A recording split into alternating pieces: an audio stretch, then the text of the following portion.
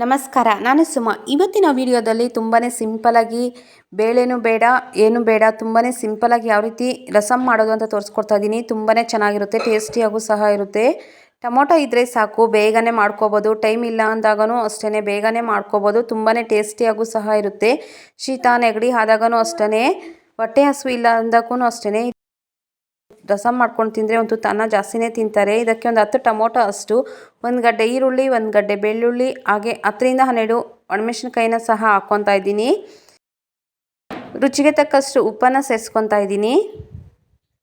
ಇವು ಬೇಯುವಷ್ಟು ನೀರನ್ನು ಸೇರಿಸ್ಕೊತಾ ಇದ್ದೀನಿ. ಟೊಮೊಟೊ ಬೇಯುವಷ್ಟು ನೀರನ್ನು ಸೇರಿಸ್ಕೊಂಡು ಚೆನ್ನಾಗಿ ಬೇಯಿಸ್ಕೋಬೇಕು. ಮೇಲೆ ಸಿಪ್ಪೆ ಎಲ್ಲ ಹೋಗುವವರೆಗೂ ಚೆನ್ನಾಗಿ ಬೇಯಿಸ್ಕೋಬೇಕು, ಒಂದು 10 ನಿಮಿಷ ಚೆನ್ನಾಗಿ. ನೋಡಿ, ಎಲ್ಲ ಬೇಯಿಸ್ಕೊಂಡಿದ್ದೀನಿ. ಬೇಯಿಸ್ಕೊಂಡು ಸೈಡ್ಗೆ ಇಟ್ಕೊಂಡಿದ್ದೀನಿ. ನೋಡಿ, ಸಿಪ್ಪೆ ಎಲ್ಲ ಬರ್ತಾ ಇದೆ. ಇದನ್ನು ಬಗ್ಸ್ಬೇಕು. ಬಗ್ಸಿದ್ರೆ ಅದು ಆರಬೇಕಾಗುತ್ತೆ. ಹಾಗೆ ಬಿಸಿ ಬಿಸಿ ಹಾಕಿಬಿಟ್ರೆ ಮಿಕ್ಸಿ ಜಾರಲ್ಲಿ ಎಗರ್ಬಿಡುತ್ತೆ. ಅದರಿಂದ ಆರಿಸ್ಕೋಬೇಕು. ಅದರಿಂದ ತುಟ್ಲು ಬಟ್ಲಿಗೆ ಹಾಕ್ಕೊಂಡು ಅದು ಹಾರಕ್ಕೆ ಇಡ್ತಾಯಿದ್ದೀನಿ. ಆ ನೀರನ್ನು ಅಷ್ಟೇ ಹಾಗೇ ಮಾಡ್ಕೋಬೇಕಾಗುತ್ತೆ. ಆ ನೀರು ರಸಮ್ಗೆ ಹಾಕ್ಕೊಂಡ್ರೆ ಚೆನ್ನಾಗಿರುತ್ತೆ. ನೋಡಿ, ಈಗ ಒಂದು ಬಾಣಲೆಗೆ ಒಂದು 10ರಿಂದ 15 ಮೆಂತ್ಯಕಾಳು, 1 ಟೀ ಚಮಚದಷ್ಟು ಕಾಳು ಮೆಣಸು, 1 ಟೀ ಚಮಚದಷ್ಟು ಜೀರಿಗೆಯನ್ನು ಹಾಕ್ಕೊಂಡು ಮೀಡಿಯಮ್ ಫ್ಲೇಮ್ ಇಟ್ಕೊಂಡು ಸುಮ್ಮನೆ ಹಾಗೆ ಲೈಟಾಗಿ ಹುರ್ಕೋಬೇಕಾಗುತ್ತೆ. ಜಾಸ್ತಿ ಹುರಿಬಾರ್ದು. ನೋಡ್ಕೊಂಡು ಆ ರೀತಿ ಮೀಡಿಯಮ್ಮಾಗಿ ಹುರ್ಕೊಂಡ್ರೆ ಸಾಕು. ನೋಡಿ, ಆಯಿತು, ಹುರ್ಕೊಂಡಿದ್ದೀನಿ. ಅದನ್ನು ಅಷ್ಟೇ ಸೈಡ್ಗೆ ಇಟ್ಕೊತಾ ಇದ್ದೀನಿ. ಹುರ್ಕೊಂಬಿಟ್ಟು ಸ್ಟವ್ ಆಫ್ ಮಾಡಿಬಿಟ್ಟಿದ್ದೀನಿ. ಈಗ ನೋಡಿ, ಒಂದು ಜಾರ್ಗೆ ಬೇಯಿಸ್ಕೊಂಡಿರೋಂಥ ಟೊಮೊಟೊ ಮತ್ತು ಮೆಣಸಿನ್ಕಾಯಿ, ಬೆಳ್ಳುಳ್ಳಿ ಎಲ್ಲನೂ ಹಾಕ್ಕೊತಾ ಇದ್ದೀನಿ.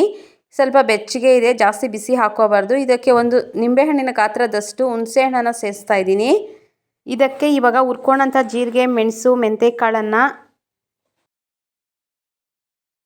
ಸೇರಿಸ್ಕೊಂಡು ನುಣ್ಣಕ್ಕೆ ಮಿಕ್ಸಿಗೆ ಹಾಕ್ಕೋಬೇಕಾಗುತ್ತೆ. ಎಷ್ಟು ನುಣ್ಣಕ್ಕೆ ಆಗುತ್ತೋ ಅಷ್ಟು ನುಣ್ಣಕ್ಕೆ ರುಬ್ಕೋಬೇಕಾಗುತ್ತೆ. ನೋಡಿ, ರುಬ್ಕೊಂಬಂದಿದ್ದೀನಿ. ನೋಡಿ, ನುಣ್ಣಕ್ಕೆ ಹಾಕ್ಕೊಬಂದಿದ್ದೀನಿ. ಟೊಮೊಟೊ ಎಲ್ಲ ಸಾಫ್ಟಾಗಿದೆ. ಈಗ ಒಂದು ಪಾತ್ರೆಗೆ ಒಂದು 2 ಚಮಚದಷ್ಟು ಎಣ್ಣೆ, 1/4 ಟೀ ಚಮಚದಷ್ಟು ಸಾಸಿವೆ, ಹಾಗೆ ಒಂದು 4 ಒಣಮೆಣಸಿನ್ಕಾಯಿ, ಒಂದು 5ರಿಂದ 6 ಬೆಳ್ಳುಳ್ಳಿಯನ್ನು ಜಜ್ಜಿಬಿಟ್ಟು ಹಾಕ್ಕೊಂಡಿದ್ದೀನಿ. ಹಾಗೆ ಸ್ವಲ್ಪ ಕರಿಬೇವನ್ನು ಹಾಕ್ಕೊಂಡು ಸುಮ್ಮನೆ ಹಾಗೆ ಲೈಟಾಗಿ ಫ್ರೈ ಮಾಡ್ಕೊಂಬಿಟ್ಟು ನಾವು ಮಿಕ್ಸಿಗೆ ಹಾಕ್ಕೊಂಡಿರುವಂತಹ ಟೊಮೊಟೊವನ್ನು ಅದರಲ್ಲಿ ಹಾಕ್ಕೋಬೇಕಾಗುತ್ತೆ. ಮಸಾಲೆನ ರುಬ್ಕೊಂಡಂಥ ಮಸಾಲೆಯನ್ನು ಅದರಲ್ಲಿ ಹಾಕ್ಕೊಂಡು ಮಿಕ್ಸ್ ಮಾಡ್ಕೋಬೇಕು. ನಮಗೆ ರಸಮ್ಗೆ ಎಷ್ಟು ನೀರು ಬೇಕಾಗುತ್ತೋ ಅಷ್ಟು ನೀರನ್ನೇ ಸೇರಿಸ್ಕೋಬೇಕಾಗುತ್ತೆ. ನೋಡಿ, ಈ ರಸಮ್ ತೆಳ್ಳಗೆ ಮಾಡೋದ್ರಿಂದ ತುಂಬ ಟೇಸ್ಟಿಯಾಗಿರುತ್ತೆ, ತುಂಬಾ ಚೆನ್ನಾಗಿರುತ್ತೆ. ಒಂದು ಸತಿ ಟ್ರೈ ಮಾಡಿ ನೋಡಿ. ಸ್ವಲ್ಪ ತೆಳ್ಳಕ್ಕೇ ಇರಬೇಕು, ಹಾಗೆಯೇ ಟೇಸ್ಟ್ ಅನ್ನೋದು ಚೆನ್ನಾಗಿರುತ್ತೆ. ಟೇಸ್ಟ್ ನೋಡ್ಕೊಂಡು, ಉಪ್ಪು ಖಾರ ನೋಡ್ಕೊಂಡು ನಮ್ಗೆ ಎಷ್ಟು ಬೇಕೋ ಅಷ್ಟು ರಸಮ್ಗೆ ನೀರನ್ನು ಸೇರಿಸ್ಕೊಂಡ್ರೆ ಸಾಕು, ರೆಡಿಯಾಗುತ್ತೆ ರಸಮ್ಮು. ನೋಡಿ, ರೆಡಿಯಾಗಿದೆ. ಎಷ್ಟು ನೀರು ಬೇಕೋ ಅಷ್ಟು ನೀರನ್ನು ಸೇರಿಸ್ಕೊಂಡಿದ್ದೀನಿ. ಈಗ ಇದಕ್ಕೆ 1 ಟೀ ಚಮಚದಷ್ಟು ಅರಿಶಿಣದ ಪುಡಿಯನ್ನು ಸೇರಿಸ್ತಾ ಇದ್ದೀನಿ. ಹಾಗೆ 2 ಇಂಚಿನಷ್ಟು ಬೆಲ್ಲವನ್ನು ಸೇರಿಸ್ತಾ ಇದ್ದೀನಿ. ಬೆಲ್ಲ ಟೇಸ್ಟ್ಗೆ ಅಂತ.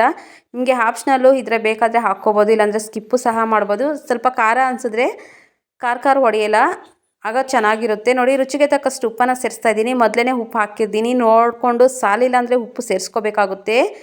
ಈಗ ಸ್ವಲ್ಪ ಕೊತ್ತಂಬರಿನ ಸಹ ಹಾಕ್ಕೊಂಡು ಲಾಸ್ಟಲ್ಲಿ ಚೆನ್ನಾಗಿ ಕುದಿಸ್ಕೋಬೇಕು. ರಸಮ್ಮು ಸ್ವಲ್ಪ ಹಸಿ ಸ್ಮೆಲ್ ಹೋಗುವವರೆಗೂ ಚೆನ್ನಾಗಿ ಕುದಿಸ್ಕೋಬೇಕಾಗುತ್ತೆ.